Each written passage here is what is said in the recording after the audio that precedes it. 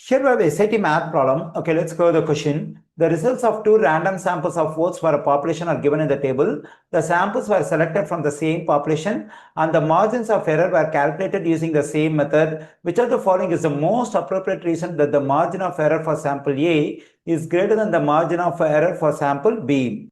Okay, let's consider two stuff. One is sample size and the other one is margin of error. Let me write over here.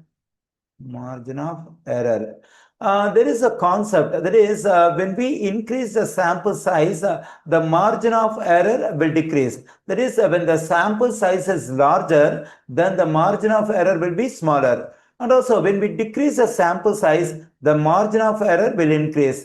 That is when the sample size is smaller, the margin of error will be greater. We can apply this concept when two samples are selected from the same population and the margins of error were calculated using the same method.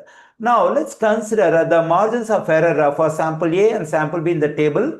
For sample A, we have the margin of error 8.1% and for sample B, we have the margin of error 4.3%. Clearly, for sample A, the margin of error is greater. According to the stuff we have discussed over here, when the margin of error is greater, then the sample size must be smaller. Since the margin of error for sample A is greater, the size of sample A must be smaller, and we find the stuff in answer choice B, that is sample A at a smaller sample size. So this is the correct reason for the margin of error for sample A is greater than the margin of error for sample B. The correct answer choice for this question is B.